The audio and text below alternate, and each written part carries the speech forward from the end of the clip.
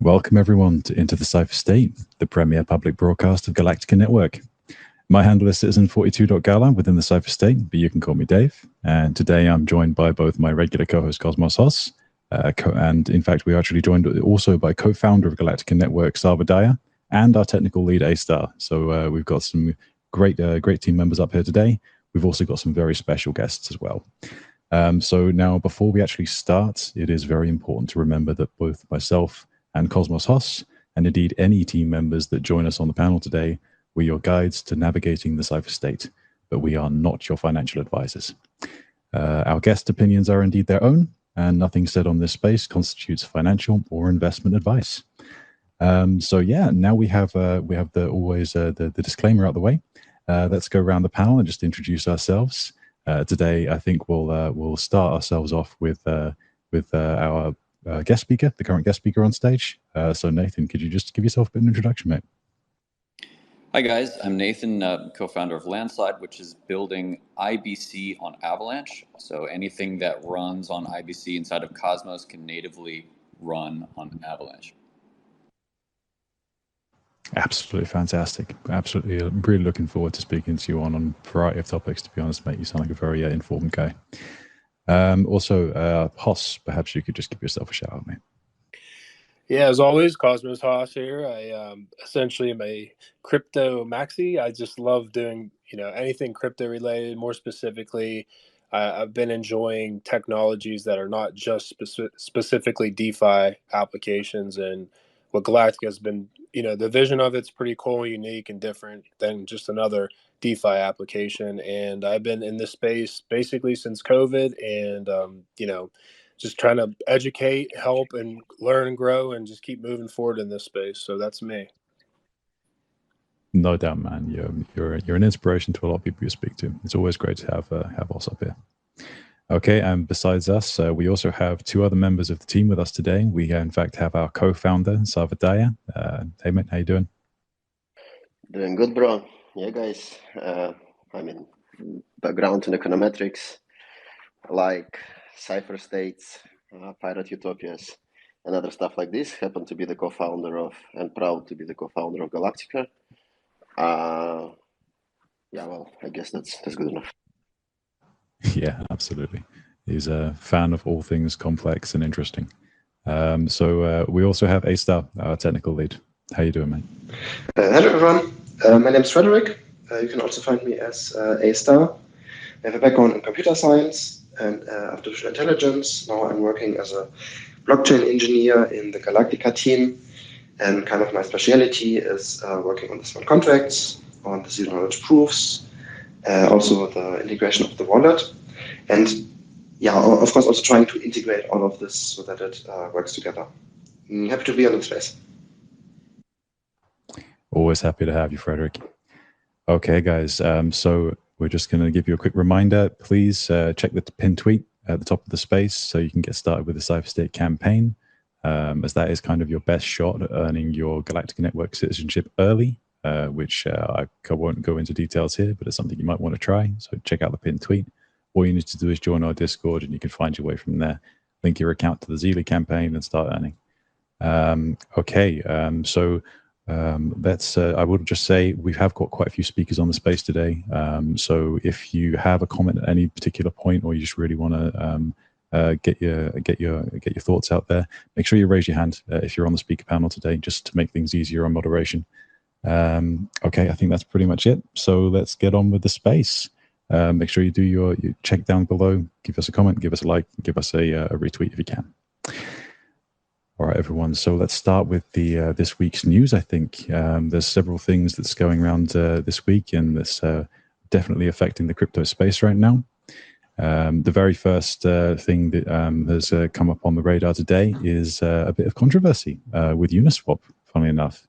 They actually unveiled plans for their fourth version of the DEX, but they've actually kind of accidentally caught a controversy from the open source crowd.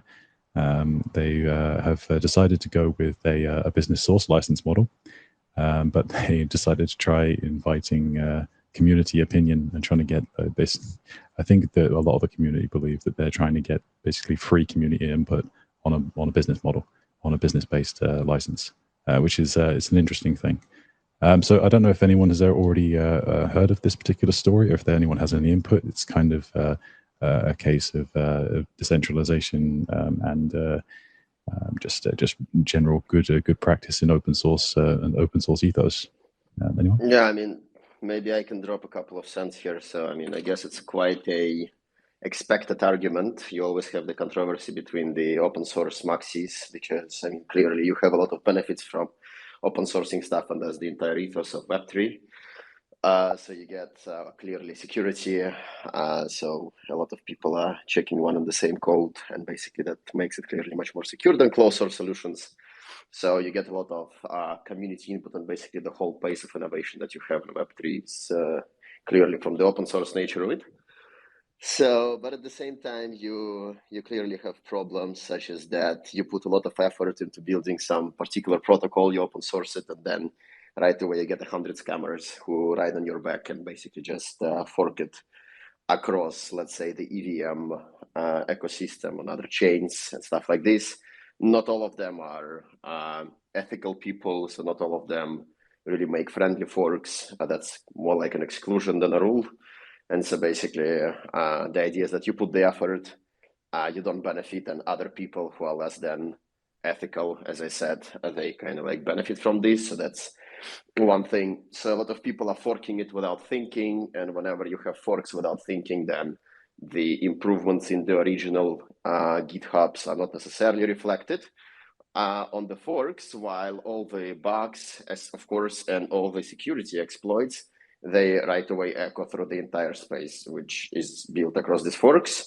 We could see it, yeah, I mean, whoever reads Rect News can see it all the time. And basically clueless developers who fork stuff is another big problem. And so basically, yeah, in the end, when you put as much effort as Uniswap team has put, and, you have such innovative propensity to innovate, then I guess, it's quite a controversial topic indeed. Yeah, that's my 5 cents, I guess, to summarize the problem. Yeah, no doubt, and I would tend to agree. We have actually just got up our last speaker, TM Robinson, Tyree. If you could just give us an introduction while you're up here, mate, that'd be great. Yeah, how you guys doing? My name is Tyree Robinson. I am head of business development for Oraichain Labs. Been with Oraichain for about 2.5 years. We are building at the intersection of AI and blockchain. And sorry I'm late. Got out of a meeting running a little bit late today, and happy to be here joining in the conversation. Don't worry, man. We're always happy to have you up. Don't mind if you're late at all. We're just talking about Uniswap, Tyree, and their recent their introduction of their teasing of the 4th version of the DEX. Hoss, you actually you just had a load of emojis. I assume you have a comment on this. No, I mean, what Sarvodaya said, I kind of agree with. Like, one of the problems, and what I was earlier in my introduction, is that I've been getting more involved in just putting more time and research into things that aren't specifically just DeFi, because the problem that I've ran into, and just even just as a user hopping on all these different chains and using all these different DeFi applications, a lot of them are just forks. They're just very similar. And then, so like the original inventor, so to speak, creates open source. And, I'm a big open source person, but it is unfortunate when someone's very lazy. They just like take your code, copy and paste it, and then just maybe change a little bit of things on their specific chain or whatever. So I'm a little torn behind it, but I do agree with like what they're trying to do, and I do like that approach in this space anyways. And that's one of the things that separates Web3 compared to Web2. It's very communitarian, and like your customers are your products. So like, why don't you ask them like what they like, what they don't like, what they would like to see, and feedback's never going to hurt. And then like, in this space, more so than any other space, people want to feel involved. Like, they want to feel it, they want to touch it, they want to be a part of it. And what better way is to get their feedback on another some sort of new version of your protocol, so to speak. So I do like that part of it. Tyree wrote an article on Oraichain that goes over the sort of relationship between IP and AI. Yeah, I feel like this is it's an interesting point to get into this open source conversation, because obviously in AI we don't have a whole lot of open source models at all. There are some bigger ones being built right now. I really like the work that OpenTensor is doing. I like that Mozilla is getting into the open source AI space, and that's really exciting. But for the most part, we're talking about black box APIs, and people are integrating those into their business models with zero transparency regarding the training data itself, or regarding the reliability of the output, right? And so that ends up being a real place where I'm interested right now, is in seeing how we can respect and understand that the AI space right now is proprietary by nature, and actually, is there going to be a whole lot of value in auditing an algorithm, right? Without having access to that source data, or without having sort of thorough quality assurance testing, maybe even on a public or decentralized basis, right? So, I think that we're dealing with very different issues with it when it comes to AI in general. It would be really great if we could see a lot of these models being open source, but open sourcing AI means not just open sourcing that algorithm, like I said. It means open sourcing all of the data, making sure that we know where the data is coming from, and then open sourcing the output so that we're actually able to see what's going on with these AI models in real time. So I missed the conversation on Uniswap. From what I understand about Uniswap's new V4 license, is that it's mostly the same as they did with V3, and correct me if I'm wrong. For what it's worth, it did seem like that, that model ended up working for them, to some extent, that people weren't, taking it, copying it, and, openly saying, well, this is, Uniswap V3 code and you can trust it, or anything like that. And so I'm interested to see what happens with Uniswap V4. I mean, we're kind of branching here, I guess, but let me jump to AI just for a sec. So, do you think that it's actually like viable for all types of models, or for all types of use cases, for people to open source the data?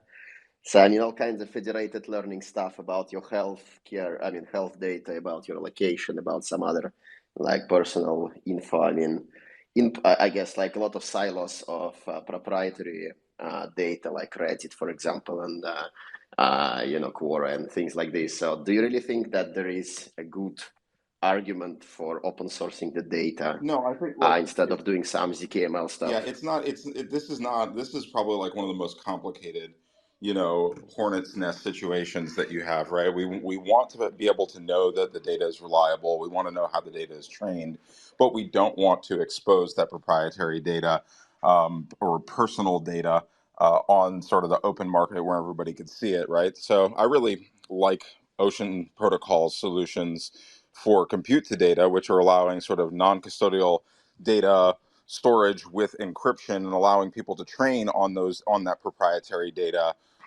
where we can see the provenance and we can see where it's being used to train without necessarily seeing the data itself, right? So I think that is one valuable solution here.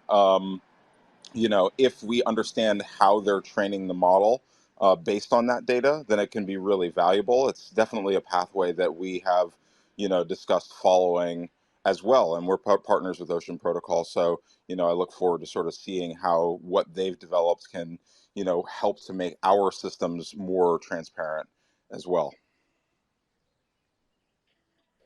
Using some ZK stuff there?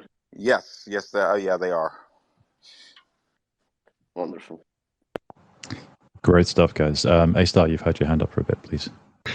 I just wanted to mention one more point that I think is interesting, and that I think we haven't mentioned yet, is that, at least how I understood the license, is that they reserve the rights for commercial and production purposes, but only for up to 4 years. So it is kind of open source, and after 4 years, also all other projects can use it.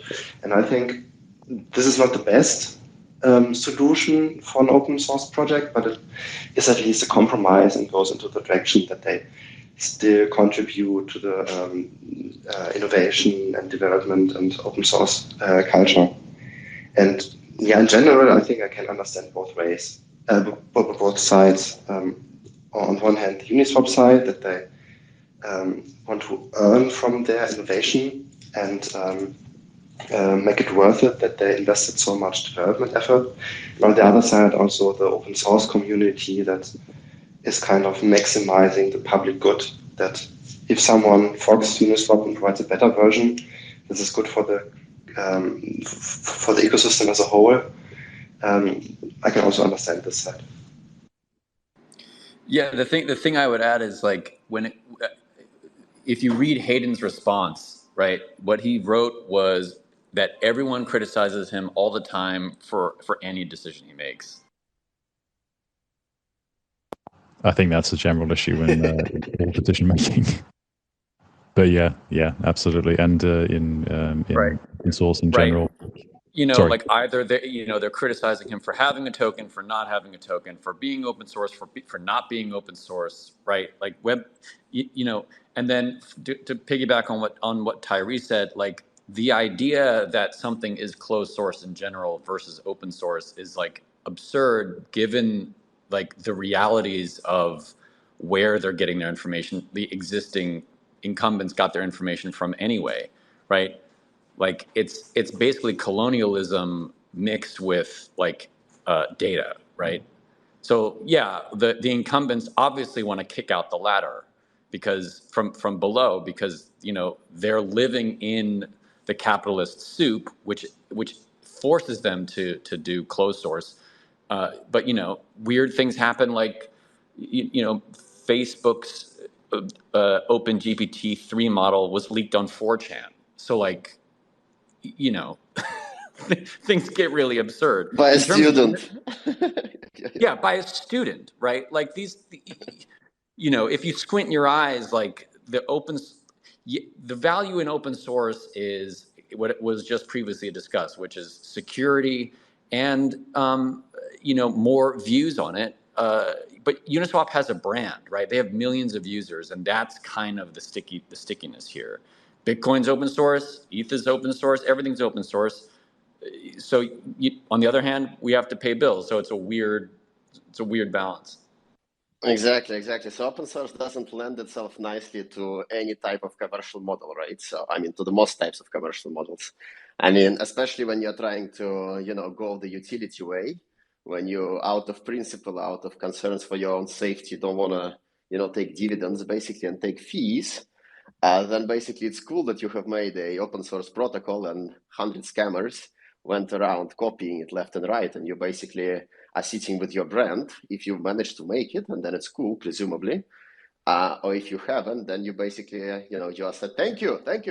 Oh, and, yeah. I mean, dude, they forked Uniswap as like a CCP entity in China. Like, it's not just like one or two devs. It's like a state forked them. Really? That's something I didn't know. Oh yeah, there was this video going on about like a Uniswap like CEO, like I mean it's on Twitter. You'll see it. It's like a Uniswap party in China. Yeah, it looks so legit. Yeah. Like yes, so legit. Yes. So like the ultimate scam. Uniswap, that's insane. And I guess that's just what happens when you build the best fucking the best financial rails in the world. Even the states just try to copy it. Yeah. Well, and that's the funny thing when we start to think about how this licensing works for anything is that, the limits of it are essentially whether or not the state that you live in or jurisdiction you live in requires you to respect whatever that license is. If you go to a country where the laws aren't in place and it's hard to come after you, well, guess what? That license means absolutely nothing. If you've open sourced it under a license and say you can't use it for 4 years, good luck stopping those people from using it, right? So, I think that the line between proprietary and open source, it's tricky. Again, in the AI space right now, it makes a lot of sense that everybody's keeping everything very close to the vest, right? They're saying, You know, we don't want to lose our competitive advantage. We have brands to keep up with, and it's just not, you know, it's just not how the Web3 space, you know, really has worked in the past. But I think that, you know, ultimately we're going to see a lot more proprietary builders in this space. There are going to be a lot more people, especially as institutions start getting more heavily involved in building their own applications. We're going to see, you know, a lot more closed source products, and we're going to see the general public not care whether it's open source or closed source, because what they care about is the functionality that they get, and the brand that is putting that functionality into the public has to be trusted, right? And, you know, whether or not we've misplaced our trust in Google or Meta or Facebook, whatever we want to call it these days, like, that's a completely different issue. But, you know, ultimately, open source versus closed source, it is missing that layer of trust, right? When we talk about open source, which is like, who is accountable? And so, you know, that accountability is what we need more of in this space, you know, at least in some way, to be able to draw attention to the party that is accountable if something gets forked wrong, you know. So Tyree, man, I think you just spoke to everyone on the Galactica team. No, but let me also push back a bit. I mean, bro, if you look at all those names and surnames and social security numbers of people you can find in the darknet, you know whom they belong to.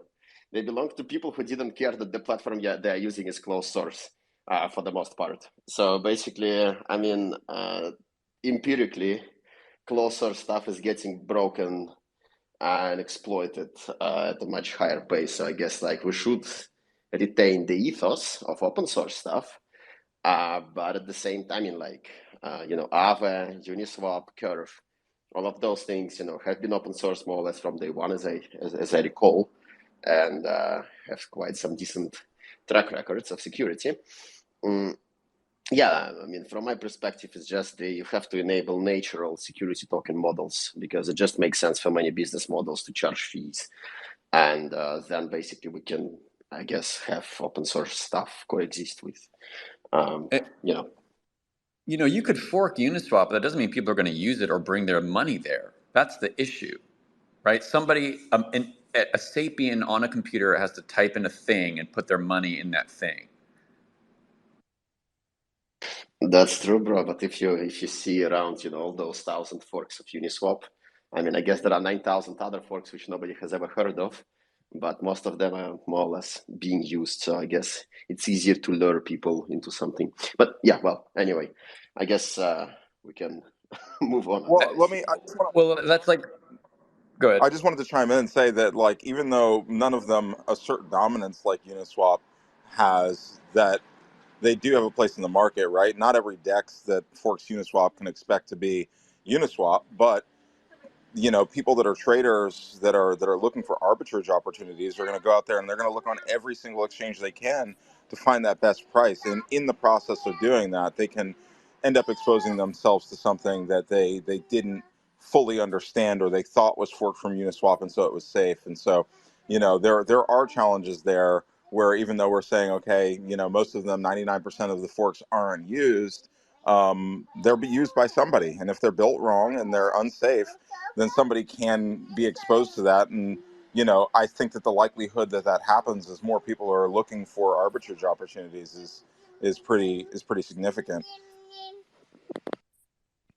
Yeah, well, I think that's one of the reasons why, you know, with the advent of greater regulation and institutional interest entering the space in a more like coordinated fashion, protocols like Galactica Network will be really there to help in that particular case. Can we do a deep dive into Galactica? I've got a ton of. I need to go to school. We are ready for you. We are ready for you, Nathan. Don't you worry. Don't you worry. I have one more topic I would like to just bring up just on the news front, and then we'll go straight into that, I promise. So we have one more, as I say, one more news item. Before I just bring that up, guys, everyone listening, thank you very much for joining us. You are listening to Into the Cypher State. Make sure you jump into the comments below and give us a like and a retweet. If you have a question or a comment, please just drop it in the comments below. We'd really appreciate seeing that. And if you want to learn about this, about Galactica Network, and perhaps get into being one of our earlier citizens, just check out the pinned tweet at the top there, and you can join into the Cypher State campaign. Just join Discord. You can get on with it. Okay, so the other piece of news that we have is that some very, very large traditional institutions and investors have created a new crypto exchange called EDX Markets. It's a new cryptocurrency exchange backed by people like Charles Schwab, along with institutions like Citadel and Fidelity. So it's a big undertaking with an awful lot of money behind it. They're only actually going to be dealing with, I think, Bitcoin, Litecoin, Bitcoin Cash, and ETH. Basically, all the ones that the SEC hasn't cracked, hasn't said in their lawsuits yet. So the general idea, I think, is that it would be a more something that would be easier to comply with the regulatory bodies. Has anyone ever heard of this, and does anyone have a comment? Just the whole idea of having Schwab and Citadel to be the co-owners of the exchange. I mean, it's like, I didn't know it's allowed even. I mean, you cannot have, I guess, a market maker and a broker. I mean, a proprietary market maker, whatever hedge fund they are, and a broker with the retail order flow, I guess, to coexist within one. I mean, I thought it's something that only crypto people do, apparently.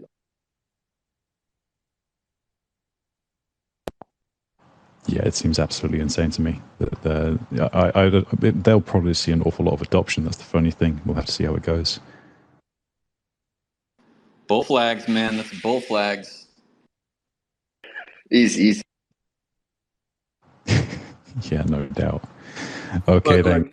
You don't have a congressional hearing, right, like we had last week, where everything went sideways with Prometheum, and just like, and then this a week later, right, with BlackRock and Citadel, right? Those are two fundamentally different theater pieces, right? One is theater of fear, and one is theater of greed. I'll put it down somewhere on my notebook, bro. Sounds good.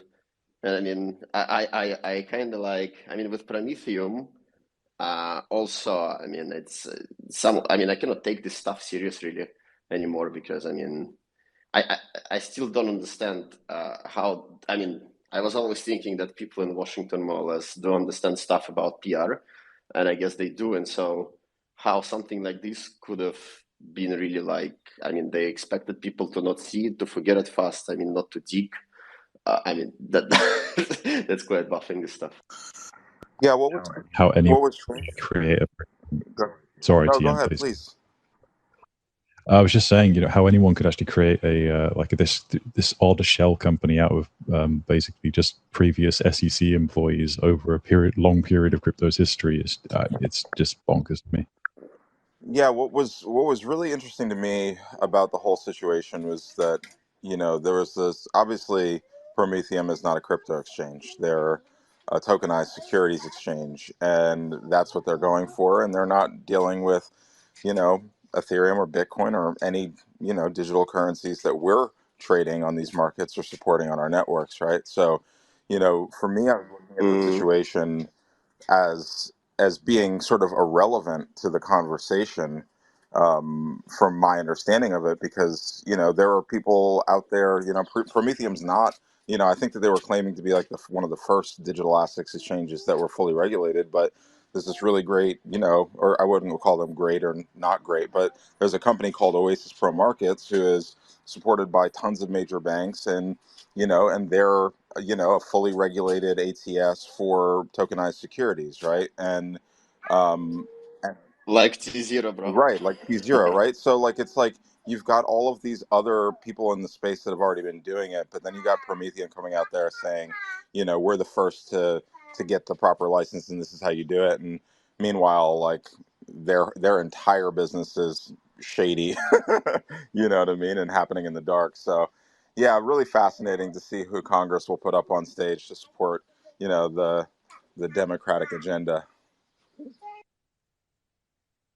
I was, by the way, thinking that the point with Prometheum, I might be wrong, and please correct me if I'm wrong. Like, I thought that the idea is that they exactly went out and they said, look, Gary just basically says all of this shit is security. So we have the ATS and the unique license to operate this ATS, having, trades in Ethereum and pretty much, I don't know, Aave, Cardano, and all the other stuff, which is taken as a security.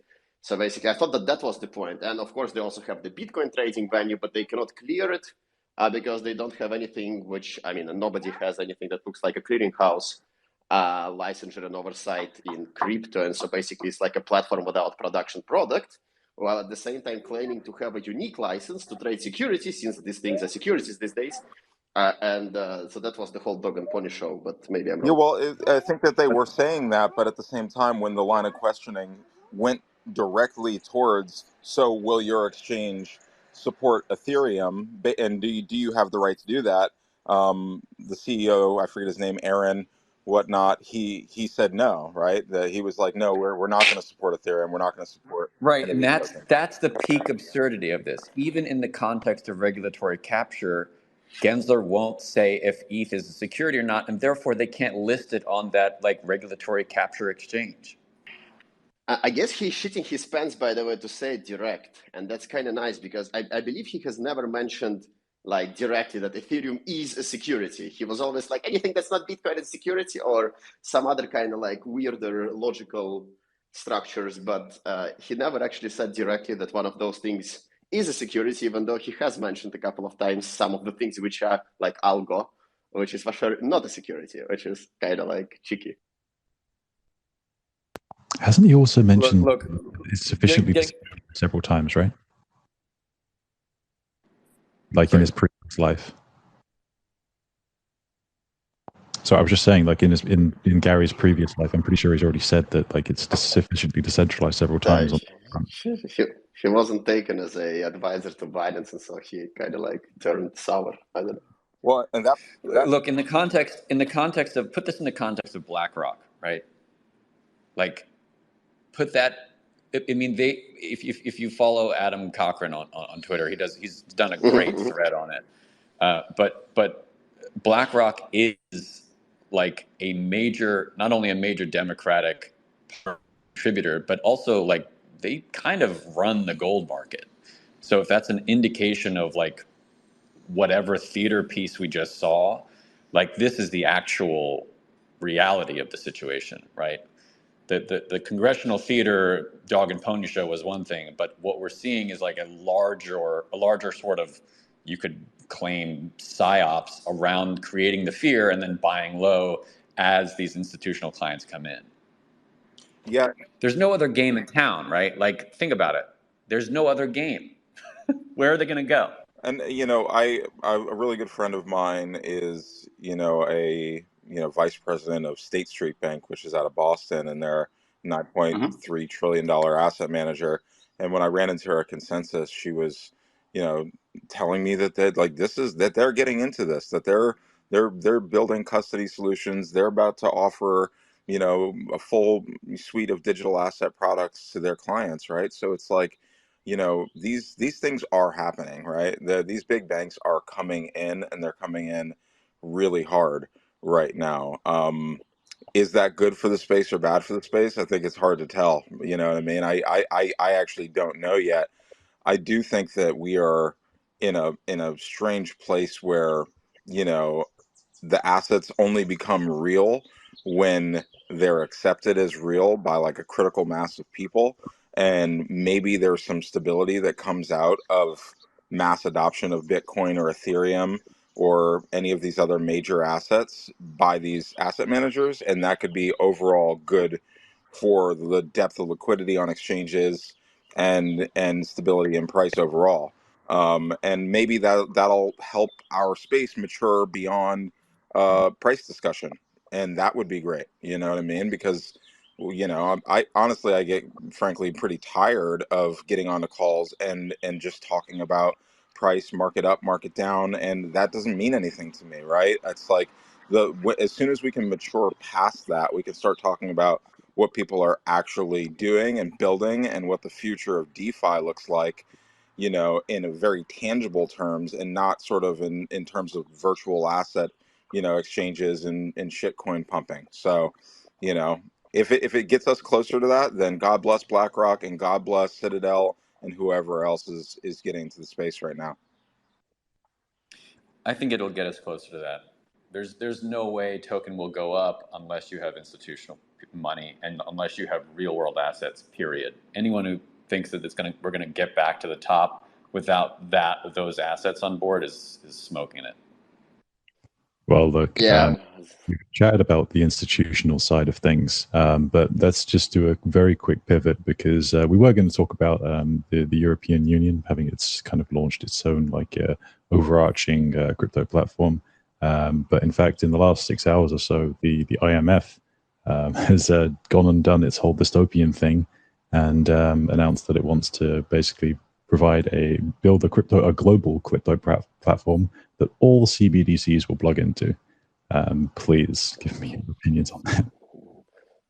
Yeah, I mean, like, let's just be concise on this one. I mean, this is CBDCs are pure evil.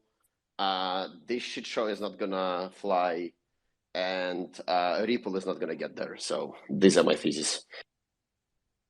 They may be pure evil, and I agree with you in terms of surveillance state stuff. But that's where we're going.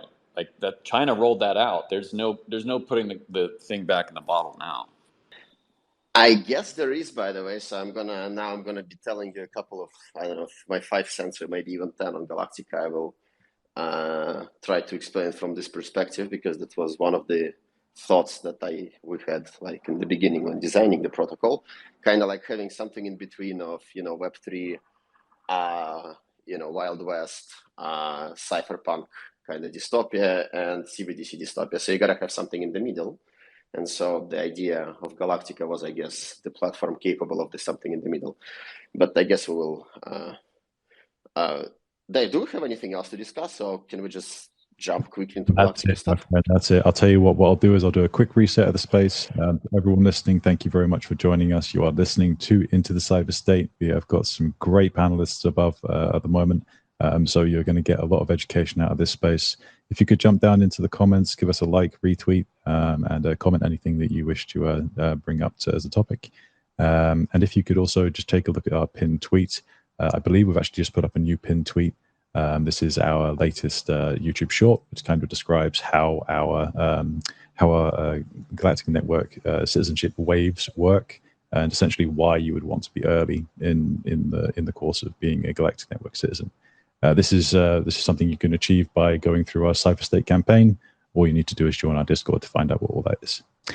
Okay, guys. So yes, let's just jump straight into the Galactica Network content. Then we've got past the news. It's always great, always good discussion. But I prefer Galactica anyway. So this week we have a full panel of team members and obviously some great guests, as we have discussed, which we found in the news segment. So let's take advantage of all this knowledge and go a little bit deeper. As many of you are aware, Galactica Network's like Sybil resistant properties and its reputation framework are kind of core to what we're building. And it's kind of we had a pre-show chat with both Nathan and Tyree. And what we kind of found out is that we're still not kind of explaining these concepts in a complete manner yet, at either a fundamental or a technical level. So let's just open the floor to both Tyree and Nathan. If you guys have questions that you want to throw at us, please, and we'll do our best.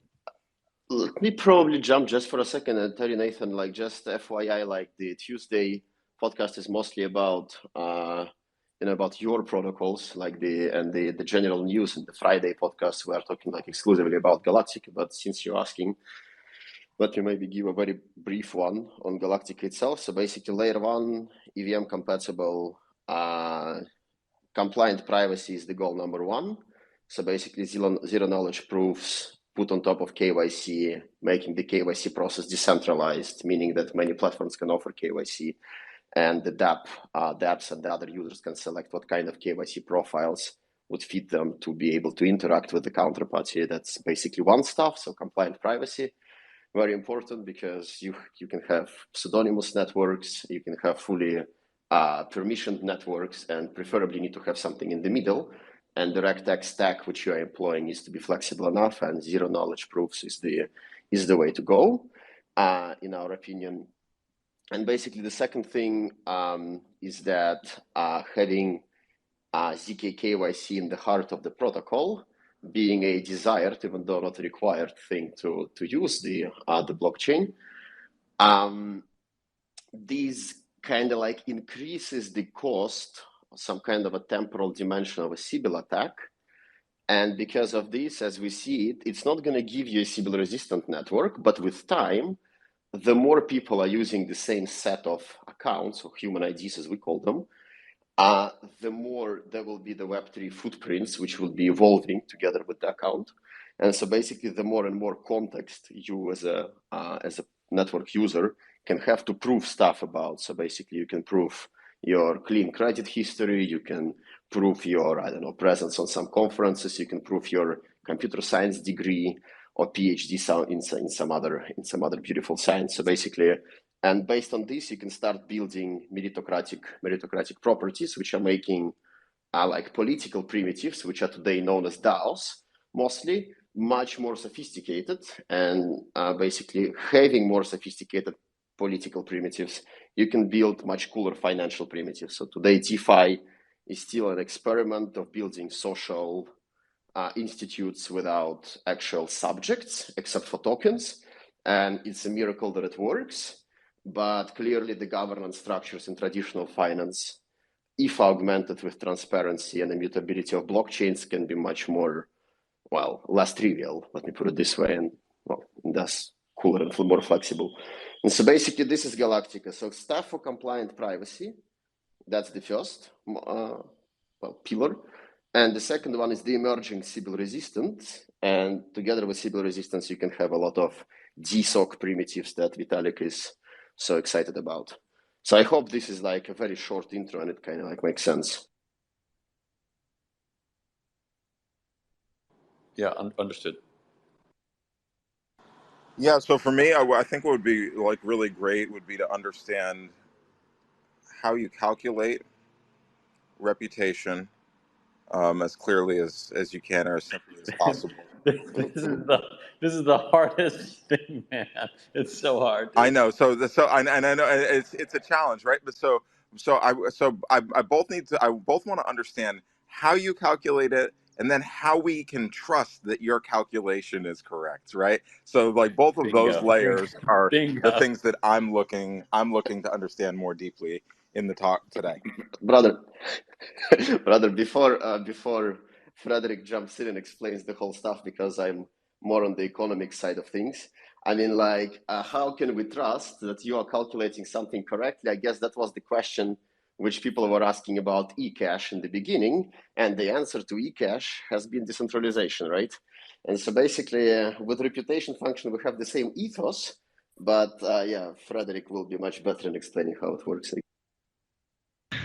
Thank you very much for the question, and I completely agree. It's a hard thing to develop because there are so many things you want to achieve. So it's kind of similar to the blockchain trilemma, that there are different aspects you want to have.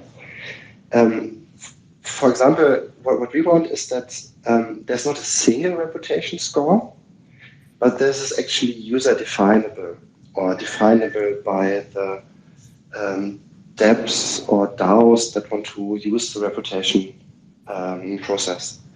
So how it works is to trying to explain it from a high point of view, is that the reputation is computed in the validator node. So you probably also heard that we are based on the Cosmos SDK. And the Cosmos SDK is really nice because it allows us developers to add modules for custom functions that is added to the blockchain node. And what we do here is on the one side, we have the root reputation contract, which is an interface where users and smart contracts can create definitions of what they actually care about. So they can define metrics they want to track.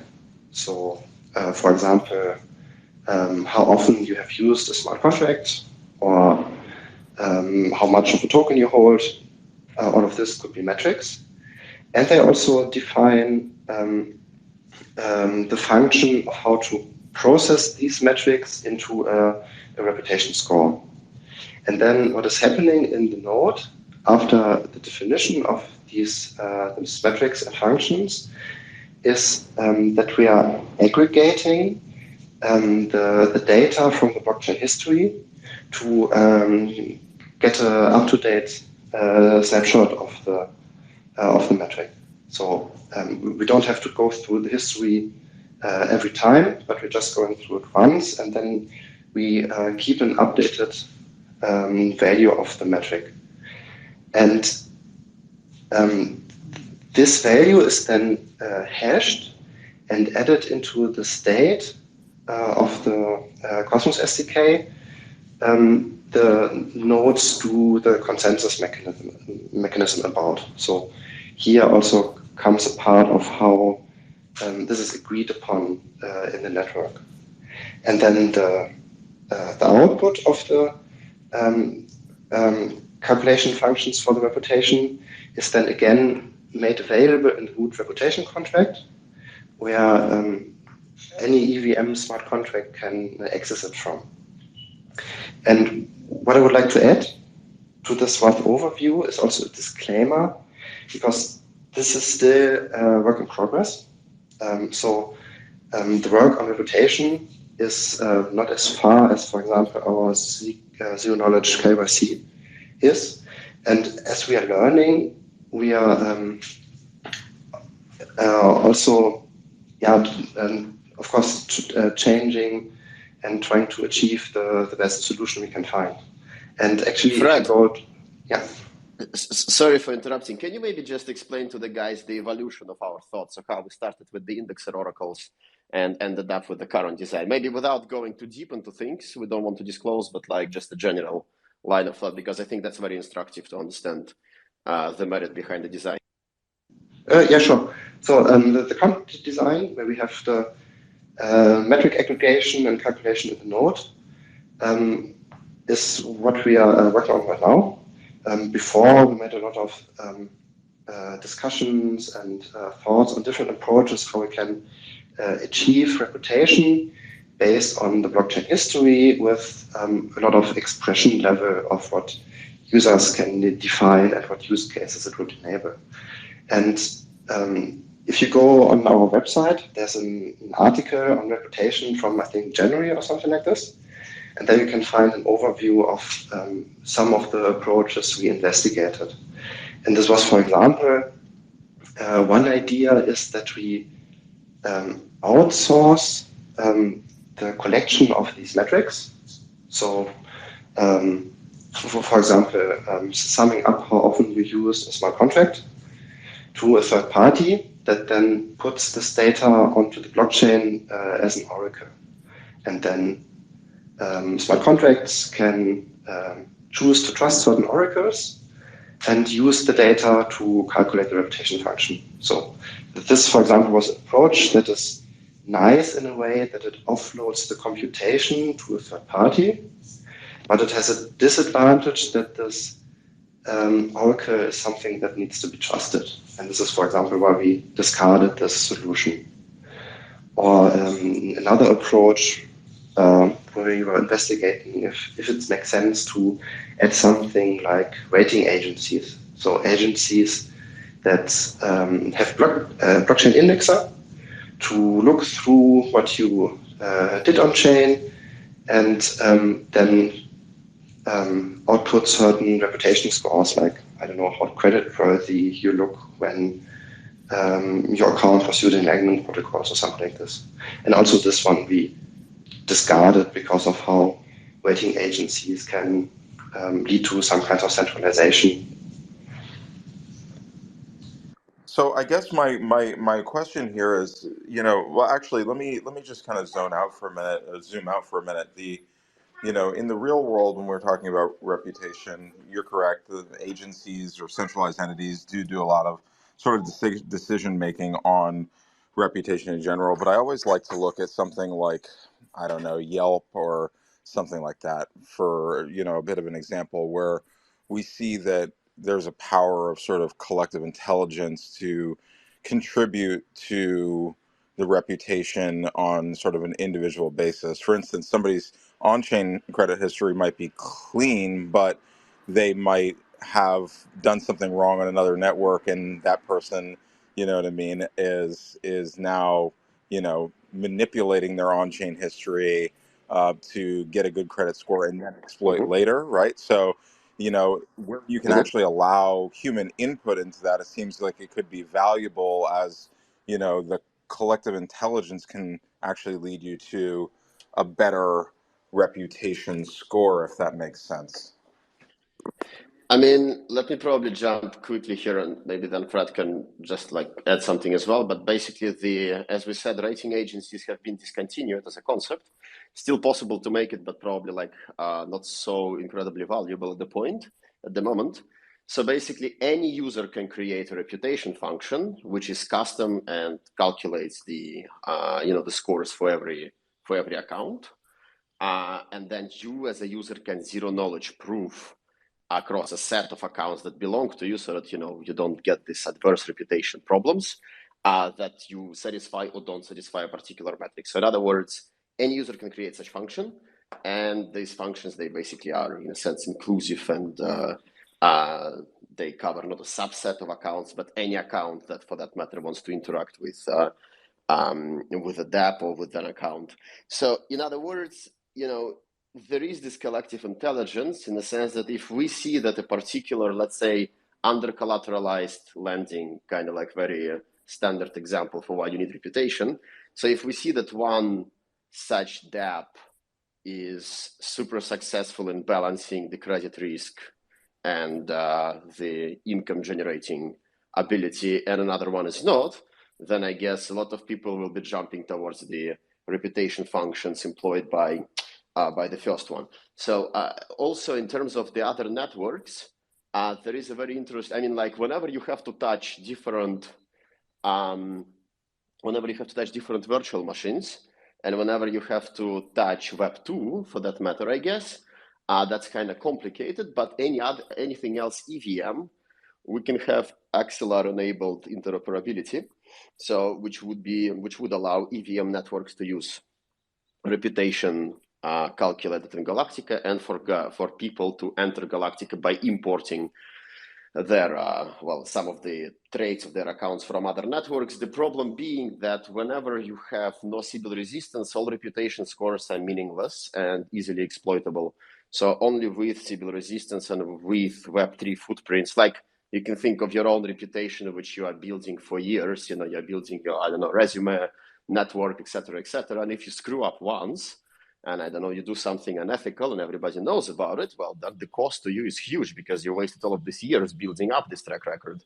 So on the other hand, if you can create new track records every day, then I guess it's kind of meaningless to ask you to prove anything about yourself. So here is the same thing. Sybil resistance becomes stronger as the protocol evolves, and so you have much richer data sets for reputation calculations, if that makes sense. Yeah, absolutely. Thank you for that answer. That clarified a lot for me.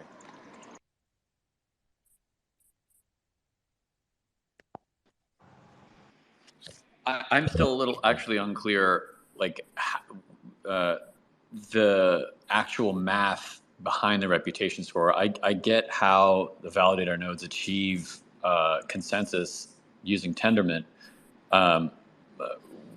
which, by the way, we can because Galactica has a Cosmos-based SDK. We can also port it to Avalanche via our IBC bridge. But I still don't quite understand what the reputation scores are.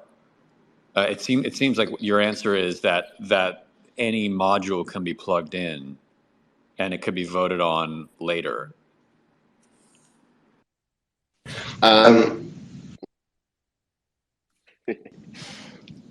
Go ahead. Okay.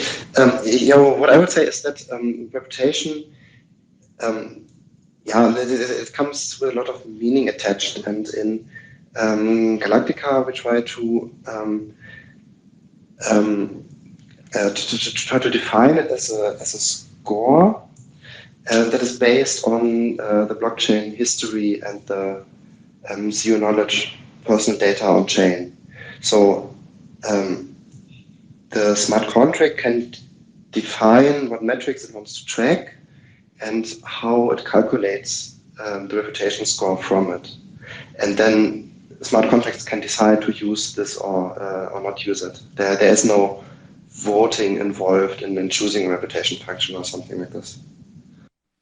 Basically, as I understand it, I'm going to be happy to share on Twitter after the space the exact mathematical form of this function. I am, I guess, not smart enough to be able to explain it in the right language.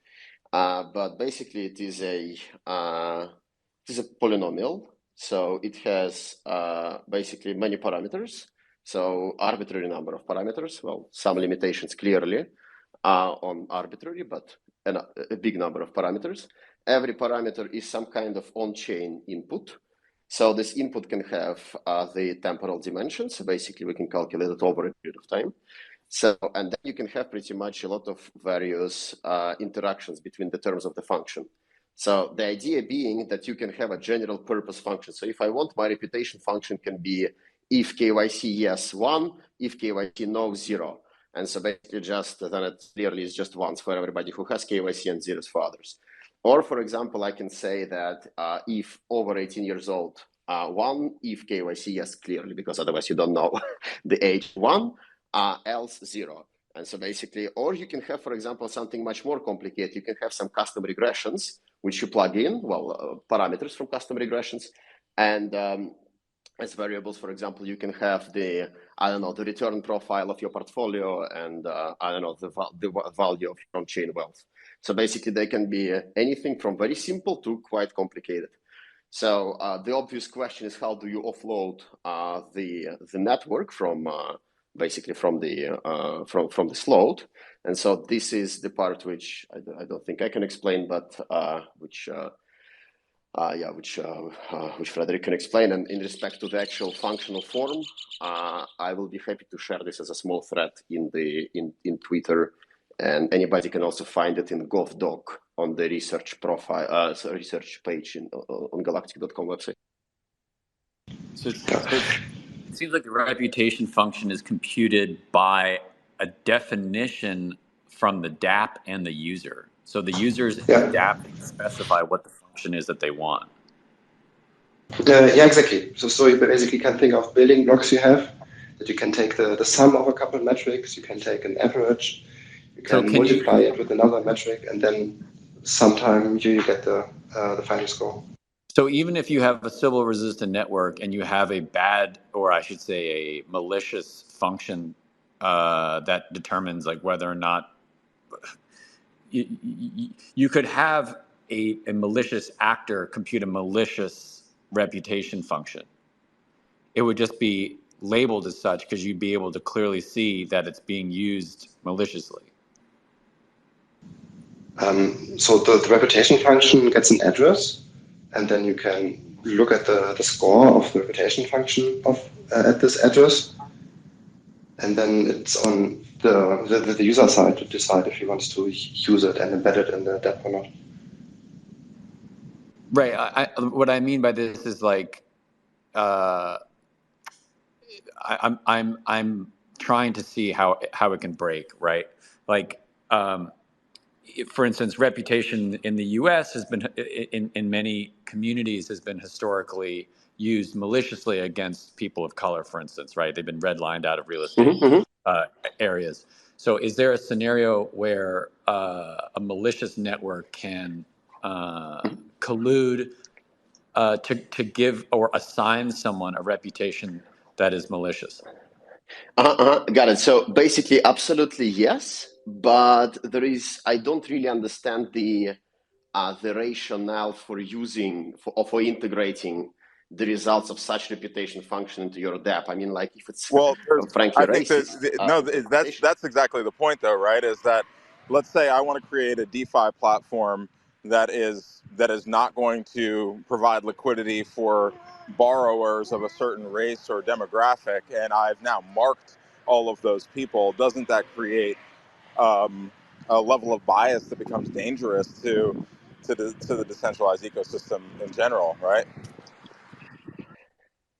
Yeah, got it. So profiling. So basically, look, so the idea is that for every, so first of all, as I said, the zero knowledge proofs are used to prove stuff about about basically, so you compute your data over this reputation function using a zero knowledge proof. So zero privacy is sacrificed when you prove something, even if you have a binary choice, like I am from the US or I am basically from outside of the US. If you're proving this binary choice and you say that basically I am from the US, then you still disclose zero information because you can generate one-time addresses for this type of proofs, and you are proving across the entirety of the set of all the addresses that belong to you.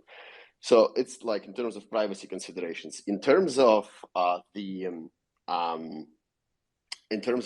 potential biases introduced on this network, well, first of all, to the best of my knowledge, I guess it is possible.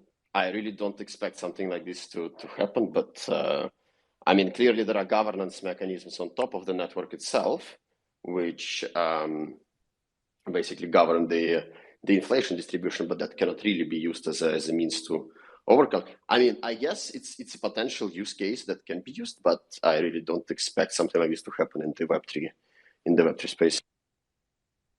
From my point of view, I think it's a valid concern because we provide the technology that allows to define any kind of reputation function. So, but it's then up to the users to use the system and build the reputation functions they want.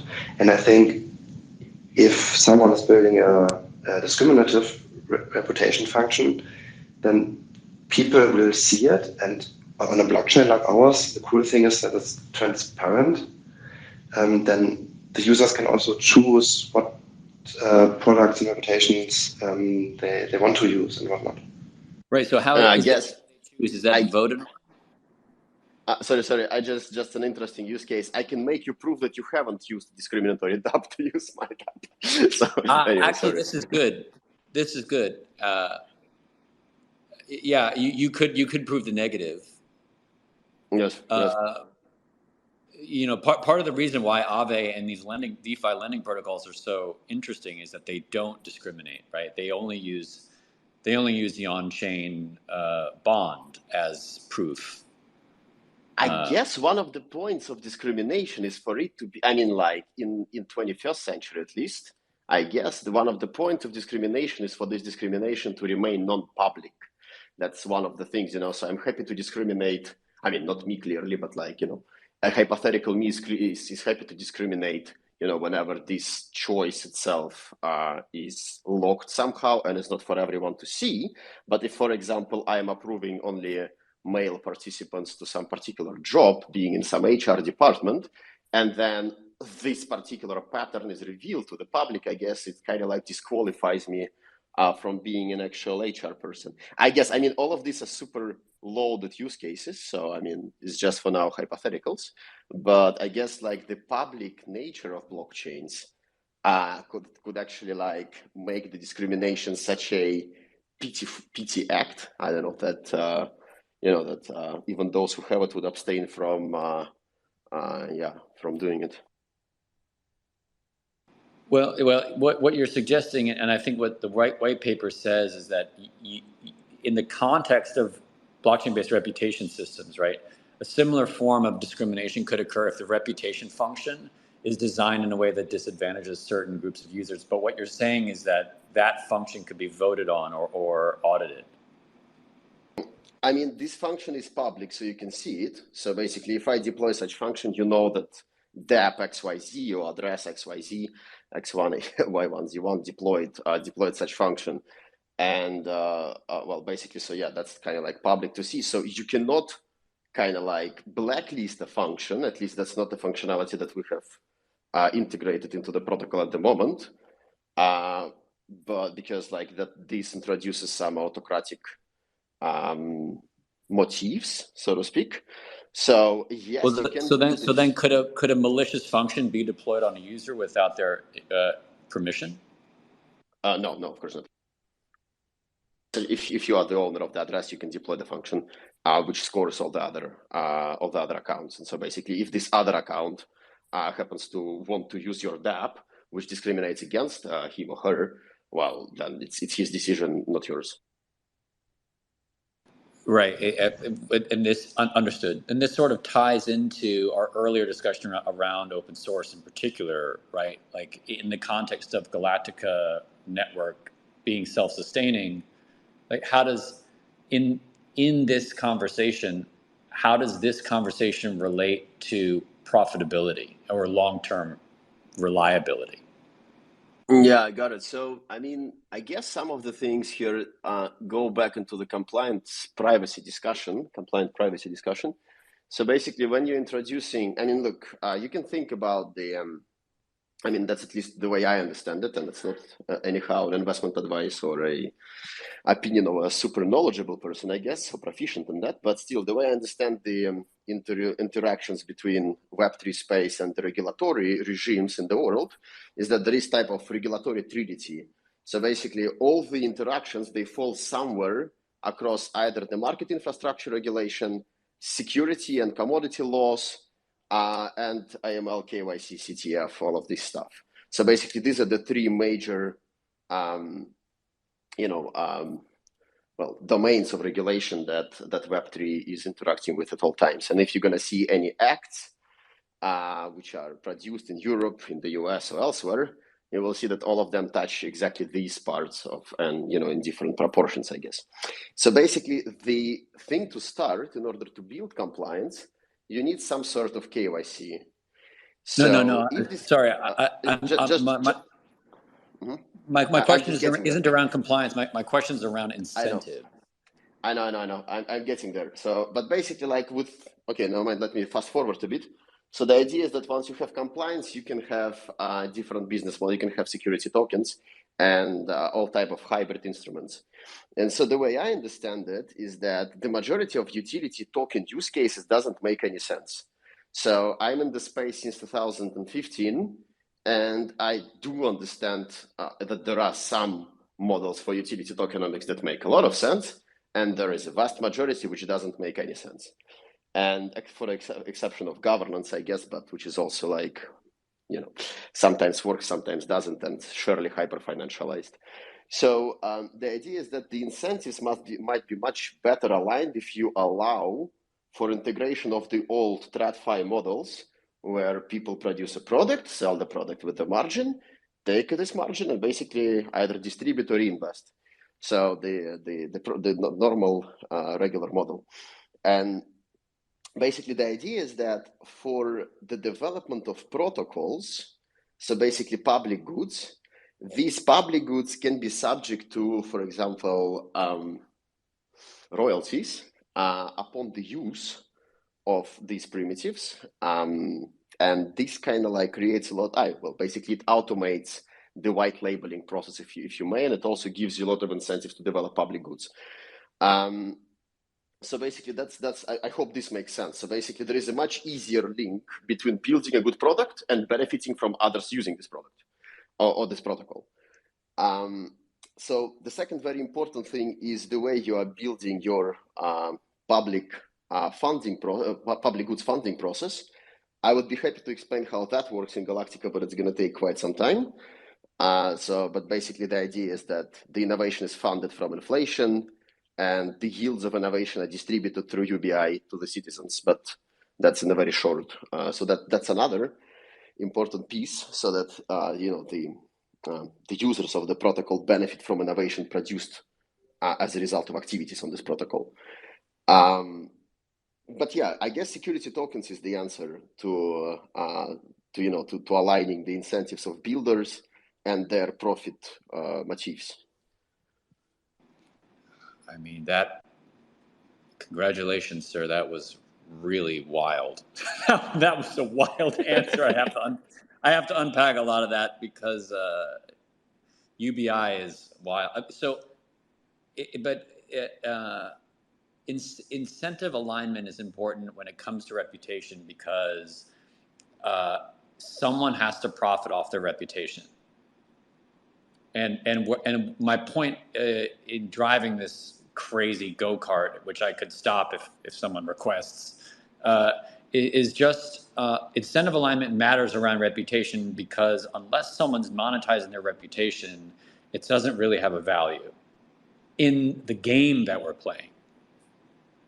And so if someone, I get like what you said was inflationary rewards, UBI, and then like public good infrastructure funding, which are like really, really, really big projects, and can only really be in Web3, as we've seen, can only really be sustained if they have a foundation with a lot of money. So like that, my general question is how does Galactica ensure its long-term viability without a clear profit motive? I got it. Sorry, I just got a bit confused with your Uniswap, the part that you put there. So I was talking mostly about IP. It's related to that, right? Because like in order to build the thing, you need to pay the devs because we live in capitalism. So like see what I'm pointing at? So I guess this is quite a philosophical discussion we will get into, but like, let me probably try to get you this is sort of where good devs go to die, right? But let me give you a simple answer. I mean, look, in the end, the thing that makes DeFi so cool is the absence of any type of scoring. And we can put like scoring as a general case for reputation or vice versa, whatever, without adverse semantics, right? So absence of scoring and thus trustlessness is the beautiful part about DeFi and its permissionlessness in a sense. So now the cost that DeFi is paying for being permissionless is capital inefficiency. So the things like, once again, under collateralized lending or for example, forward enterprise financing, these type of use cases are locked away from really permissionless DeFi. Clearly, you can have some CDFI, hybrids, ugly stuff, in my very humble opinion. So basically, I guess the point about the monetization of reputation in Galactica, system-wide, because you can be selling some custom reputation scores. I guess that's a part of a business model that are possible on Galactica, not possible elsewhere. Possible elsewhere. Check the Dune, the graph, and stuff like this. So the general system-wide monetization of reputation is higher capital efficiency when it comes to DeFi primitives, and much more nuanced governance primitives when it comes to political stuff. So not one token, one vote, but something much cooler than that, including all kinds of quadratic primitives and stuff like this. So the breadth of use cases is one benefit which you get from reputation, and that's how the system as a whole monetizes the presence of it. And the second important thing is capital efficiency when it comes to DeFi, which is, I guess this is the best way I can answer your question at the moment, bro. Okay, so some future market for selling reputation score and higher capital efficiency in DeFi primitives. And not selling, but using, right? So my voting power can be higher than your voting power, assuming I know more about a subject matter or something like this, or vice versa, of course. So not really a selling reputation, even though that's also, but it's just a use case. But system-wide, it's going to be meritocratic governance primitives and higher capital efficiency, I guess, yeah. I mean, it should also be noted that with the presence of like these social primitives on chain, you can also have purely social transactions. You can have stuff that like truly unique cases we haven't seen in DeFi, like in Web3 in general before, like true social key recovery, that kind of thing. Just have nothing to do with finances. So run that scenario, the social key recovery. Yeah, I mean, to be honest, I think Frederick or Sarvodaya could probably explain it a lot better than I could. But like these purely social transactions can be done, which like you can fragment your key and you can send it off to trusted entities. With what, Sarvodaya, maybe you could to explain this better. Yeah, it's the stuff which is possible with account abstractions these days with Ethereum. So I guess it's one of the it's not a unique use case that much, but a very natural one. Well, given how much the community just exploded over the ledger stuff, like why would you not optimize for that? It's like a dynamic PVSS stuff. So, I mean, I might be quite stupid with using the terminology here, but basically the idea is that you have some particular social graph of some rules. So, for example, I don't know, like I want to give the secret shares of my key to, I don't know, like 3 accounts with whom I'm interacting most frequently, to, I don't know, to my mother, to, I don't know, to some other like social rules. And so basically, assuming I lose my my key, or get wrecked in some other beautiful way like this, then there is a particular subset of parties that are determined by myself and not by ledger, of course, who can retrieve my key. It's kind of cool because a lot of capital goes to waste because of people not knowing how to manage seed phrases, but I mean, yeah. Understood. There you go. So, like I say, there are a variety of use cases that can be just purely social in nature, which just can't happen on a chain that's based on purely financial rails. Obviously, like I say, Frederick and Sarv, I'm sure we'll go into depth on a lot of these going forward in future spaces. But I think for the time being, I think we'll probably have to say that we'll have to wind down this space. Because I think we've hit a lot of topics and we've had some absolutely amazing insights from you guys. So thank you, Tyree and Nathan. You've been absolutely fantastic. I've thoroughly enjoyed the conversation. It's been really fascinating. I've learned some stuff about Galactica that I didn't know, so it's great. I think unless I think what we'll do is we'll just offer, if anyone actually has any final thoughts, if you just want to put up your hand while I just request a couple of things of our listeners here, that'd be great, just for any final thoughts. Everyone who's been listening, you have been listening to Into the Cypher State. This is our premier public broadcast. It's actually one of 2. We actually do this space on a Tuesday at 8 o'clock UTC. We also do the Galactica Co-cast, which is our more community-focused podcast, on a Friday at 8 o'clock UTC as well. So you can also join us there. I'd just like to thank everyone in the audience for their comments below. It's been great. Does anyone have any final thoughts they would like to just get out there before we wrap this up, guys? Just happy to bring Galactica over to Avalanche via IBC. Other than my bizarre rant, yeah.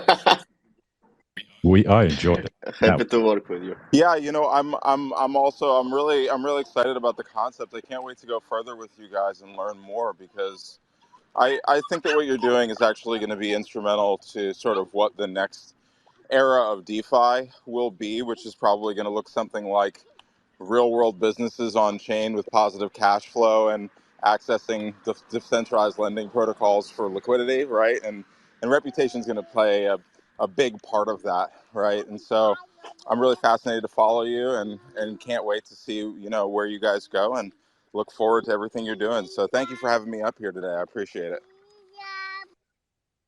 You are more than welcome, Tyree. You've been fantastic, man. Frederick, you want to say goodbye? Bye-bye. Thank you very much. It was really nice. I enjoyed all the questions. Happy to hear you again. We always appreciate your input, man. We won't be able to explain all these technical parts. You know what? I think Sarv will probably identify as well with the fact that when you're trying to discuss Galactica Network, often just feel like you're compressed. It's trying to get out so much information into such a small period of time on so many different topics. It's very difficult. Sarv, I don't know if you just want to have a final thought, if you just want to say goodbye. Yes, thank you so much. I mean, thank you so much for being here, to all the speakers, to all the guests. So thank you so much for being here, to all the listeners. Haven't been speaking so much since, I don't know, since a long time, maybe my exams in university or something like this. So thank you guys. Your ability to explain some of these concepts is admirable, man. It really is. Okay, Everyone in the audience, again, thank you for joining us. Make sure you check out the profiles of everyone up on stage and give them a follow. Just give them a bit of your attention because obviously a lot of these guys up here have some great stories to tell, and they're definitely worth a follow. If you could also just check the pinned tweet. That one is join our Cypher State campaign. This is kind of your method to earn your way to the earliest distribution waves for our Galactica Network citizenship, which has been mentioned a couple of times during the space. I won't go into it now, but it's a really good thing to set your focus on. So all you need to do is just join our Discord, which you can also do in the pinned tweet. There should be a link there, and we can get you started on there. Just ask us for any help with the Discord. We'll be glad to help. You can also visit the website where you can sign up for the newsletter if you want just more information on a regular basis. Yeah, I think that's about it, everyone. So please don't forget to drop a like and a retweet using the button at the bottom right of the space on your way out. It really helps new people get access to the recording and get more people educated. So that's we'd be really thankful if you could just give us a like and a retweet on the way out. Finally, and as always, I would like to thank you for joining us on this episode of Into the Cypher State. We look forward to seeing you perhaps on Friday for the Galactica Callcast. Thank you very much, everyone, and see you next time.